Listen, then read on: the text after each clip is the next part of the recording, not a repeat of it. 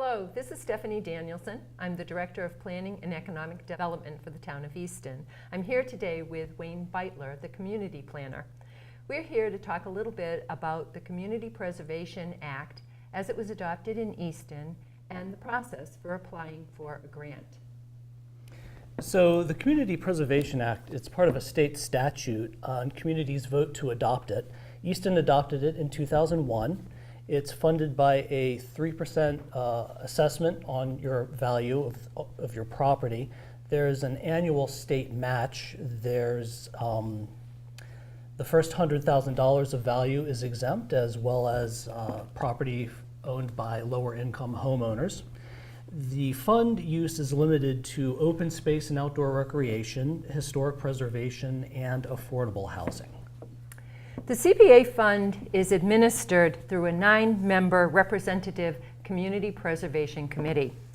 The representation includes Planning and Zoning Board, the Conservation Commission, the Historical Commission, the Local Housing Authority, if the town has one, which Easton does, the Recreation or Park Commission, in Easton's case it's the Recreation Commission, and 4 at-large members.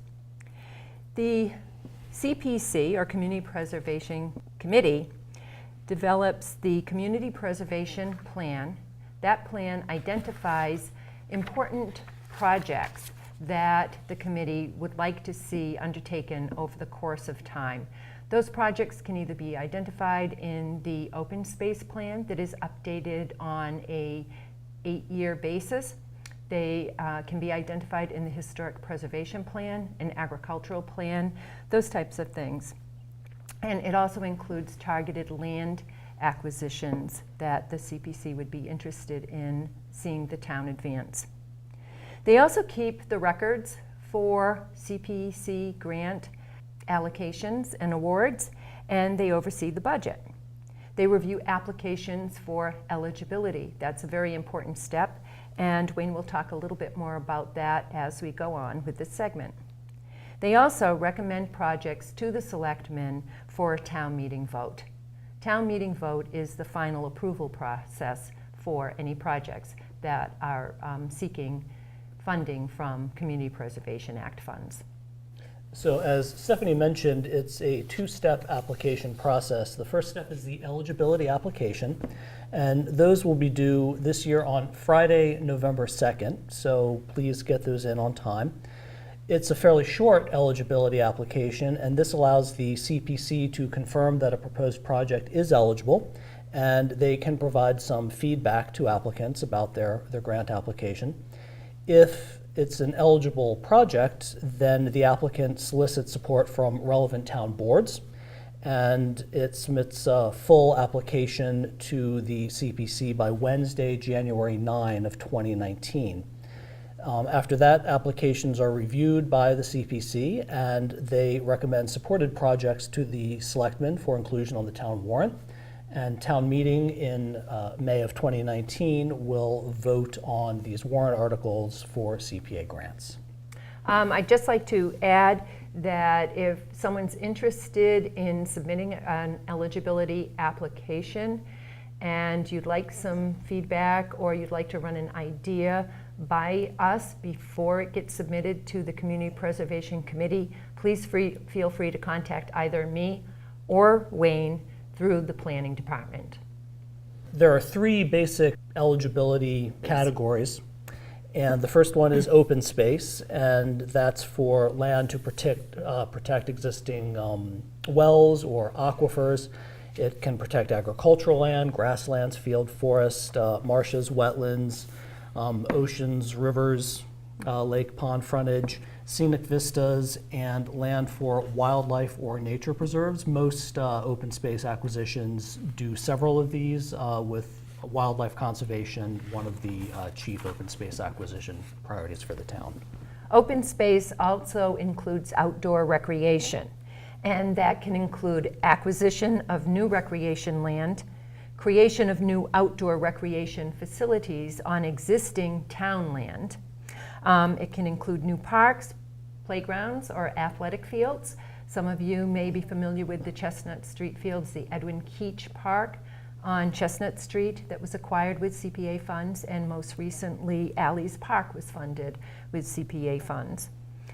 It can also be used for significant capital improvements to existing outdoor recreational facilities.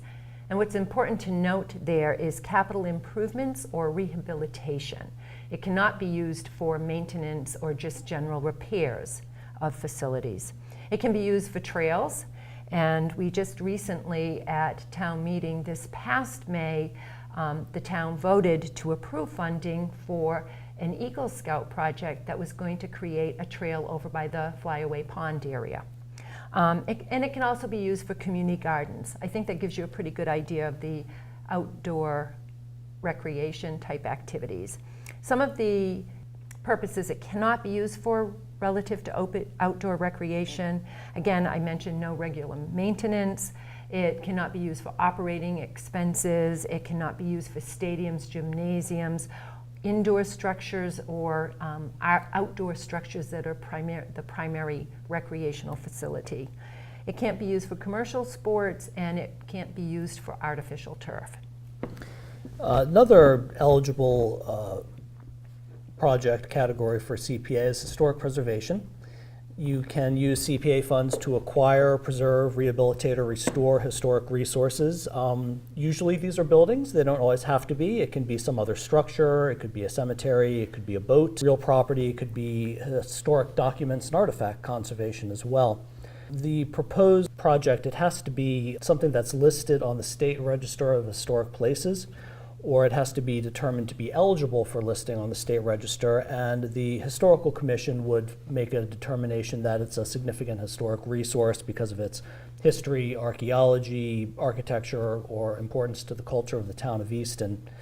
The work has to comply with the Secretary of Interior standards for historic preservation, and there are several categories for that. It can be a little bit detailed, but there are ways you have to do your restoration or conservation or rehabilitation project in accordance with those standards. And usually a permanent historic preservation restriction is required for CPA historic resource projects to protect the town's investment going forward. The third category is for community housing or affordable housing. And CPA funds can be used to acquire or create or preserve affordable housing units in the town of Easton. In Easton, CPA community housing or affordable housing projects are limited to preserving or creating units for households that earn less than 80% of the area median income in Easton. For a family of 4 in 2018, that's $71,900. It's often used for workforce housing. Also, you can do projects for significantly lower levels of income as well. The CPA-funded affordable housing units contribute to Easton's 10% affordable housing goals. That's important for the town to reach and maintain safe harbor status under Chapter 40B and to protect the town from unsolicited 40B proposals. The town has done several projects recently, home buyer acquisition grants for income-eligible first-time home buyers, support for the Housing Authority to rehabilitate some Housing Authority units. So that's the third category for CPA-funded projects in Easton. So again, that's a quick summary of what the Community Preservation Act is, what it does, the types of projects that can be funded through CPA funds, the type of activities or projects that cannot be funded. I want to remind everyone again, November 2nd is the deadline to submit your eligibility applications. If you have questions or need some help with that process, again, please contact either Wayne or me through the planning department. And if you do not submit an eligibility application, you will not be eligible to submit an application for the full funding process. Through that eligibility process, the CPC notifies people to let them know if their project's eligible and they can proceed to the next stage. Thank you for joining us today. We hope to have some future episodes similar to this, just short snippets talking about CPA-funded projects that have been undertaken in the community. I think you'd be surprised how many projects, whether it's historic preservation, it's active recreation, or it's open space protection, that the town has been able to fund through this important means of funding. Thanks very much, and look forward to talking with you later.